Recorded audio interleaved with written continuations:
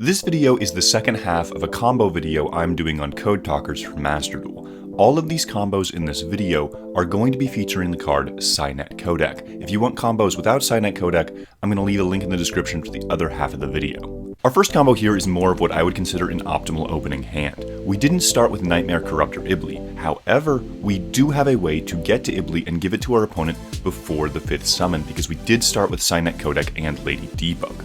As a result, this hand has the ability to play around Nibiru, and we're going to get to our Ibli and summon it simply by searching it off of Cynet Codec and searching Cynet Optimization off of our microcoder. Cynet Optimization grants us an additional normal summon. And Cynet Codec, for any of you who don't know, allows us to search a Cyberse monster of the same attribute as a Code Talker monster that we just summoned, and it's once per turn per attribute, meaning it can search up to 6 times a turn. So the goal of this combo is to extra link our opponent and give our opponent Nightmare Corruptor Ibli. Nightmare Corruptor Ibli will prevent our opponent from being able to summon anything but link monsters, and by extra linking our opponent won't be able to summon link monsters. As a result, they will not be able to special summon. The combo that we're about to perform is a combo that can be done almost any time that you can make Transcode Talker with a Cynet Codec. We already have a Yugiohtcg Adicnister in our hand. However, in this combo, keep in mind that there is a way to search it by summoning 4 Mudskipper whenever we go for our light. Most versions of this deck also play multiple targets for any given attribute that you would search off of Cynet Codec. As a result, if you open one attribute or you need to start with it, you have the ability to search a different card and do the combo just a little bit differently.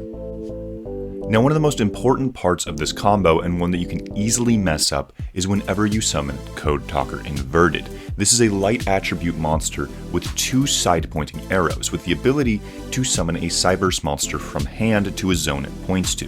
What you need to do is you combo this card with Cynet Codec, organizing the chain links. You need to be sure that your chain link 1 is inverted and your chain link 2 is Codec. This means that you search a light monster and then you're able to special summon the light monster that you search. However, in order to do this, you do need to have a Cyberse monster already in hand, or else you can't activate the effect of inverted in the first place. Most of the time, you either search Lady Debug, or more often, 4 Mudskipper, because 4 Mudskipper lets you search Yugiohtcg Adicnister, and Yugiohtcg Adicnister is an important part of this end board. What Yugiohtcg allows you to do is it allows you to target one of your monsters and make it unaffected by your opponent's card effects until the end of the next turn. By targeting Firewall Dragon, you ensure that you have the ability to interrupt your opponent no matter what, even if they use something like Dark Ruler No More that would normally negate your entire board. It's also very important to remember to summon Sea Archiver off of the effect of Firewall Dragon. Both of them will have effects that trigger at the same time, so it's very easy to mess that up. However, you want to use Sea Archiver's effect later on in the turn, as you can activate it from hand or graveyard.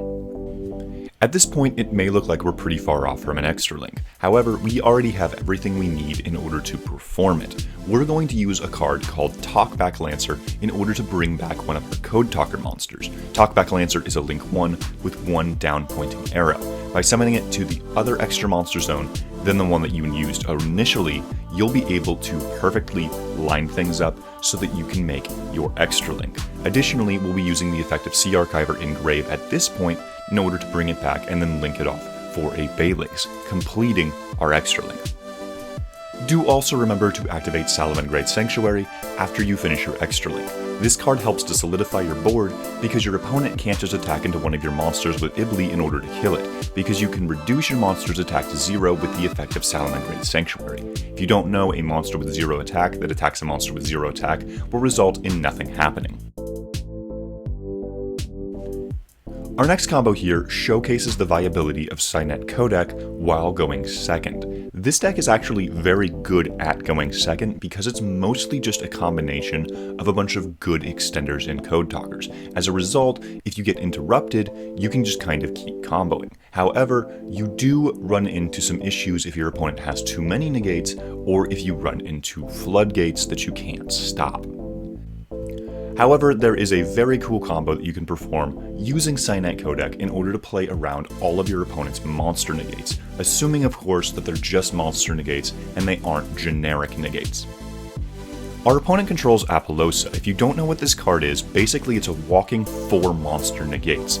However, we're going to play around this card very easily using Cynet Codec by organizing the effect of Cynet Codec in our chain links as chain link 3. As a result, Apollousa will not have the ability to interrupt any of our monster effects at all. This is a really good interaction to know if you want to play around specific hand traps or interruptions. Obviously here we're using it to play around Apollousa, so we're using it in order to stop our opponent from negating our monsters.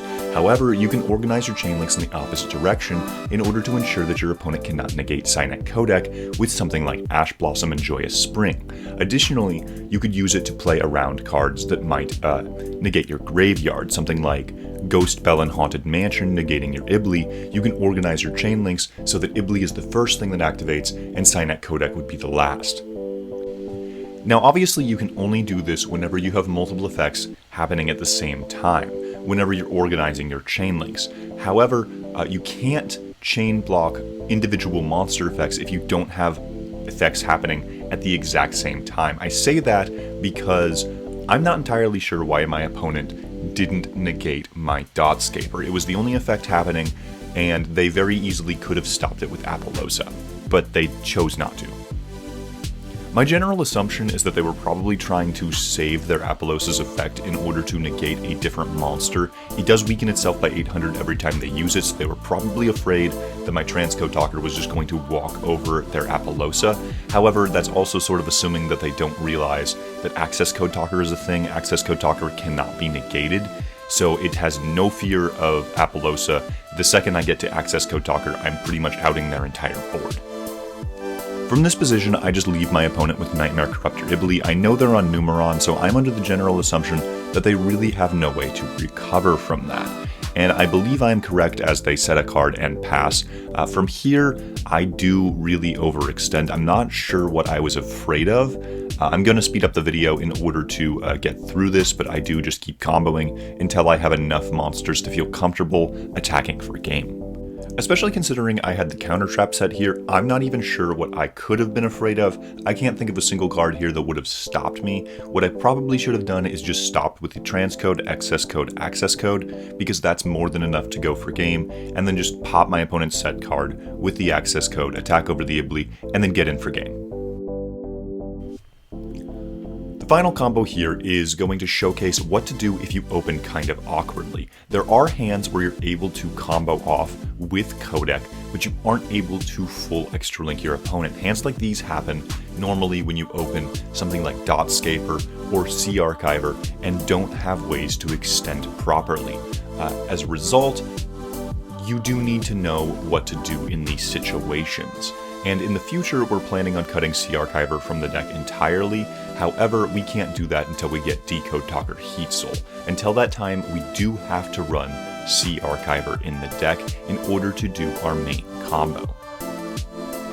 Now, if you notice here, we did not start with Nightmare Corruptor Ibli. However, we are still going to give it to our opponent. We started with Dotscaper anyway, so instead of sending Dotscaper off of our code generator, we are going to be sending Nightmare Corruptor Ibli, and we can just get it back later. A lot of the same parts of our original combo are achievable here. However, knowing that we're not going to be able to full extra link our opponent, we do need to prioritize summoning Firewall Dragon and using Gachiri at Ignister in order to ensure that Firewall Dragon is unaffected by our opponent's card effects. What we're looking to do here is to give our opponent Nightmare Corruptor Ibli, then bounce whatever they normal summon. There are going to be weird situations where that's not going to be something that we can do. For example, if our opponent tributes the Ibli in order to summon a high-level monster, or if they link it off for one of their own link monsters. That'll happen if you're running up against another Cyburst deck, as they can link it off for a variety of link ones. They can't make Salamandrake Almirage, but they could use it for a Baylynx or a Link Disciple, or something like that. In general, the biggest issue with doing this kind of setup is obviously matchups, but also if your opponent has Nibiru. You're not giving your opponent Nightmare Corruptor Ibli early enough in order to ensure that your opponent doesn't Nibiru you. If you do get hit with that card while trying to combo like this, you are most likely going to lose.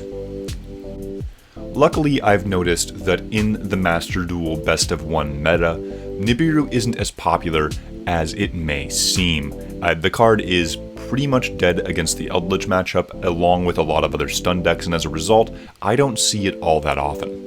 Second priority should go to making Avermax. This card is the best singular card that you can make against the matchups where Ibli isn't going to be as good. For example, if you're playing against a trap heavy deck, or if you're playing against something like Eldritch.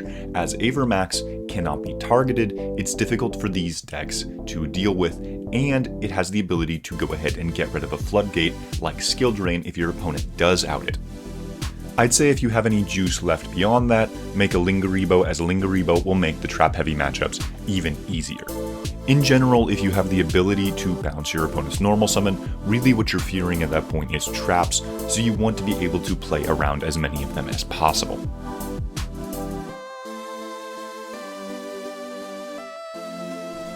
Thanks for watching the video.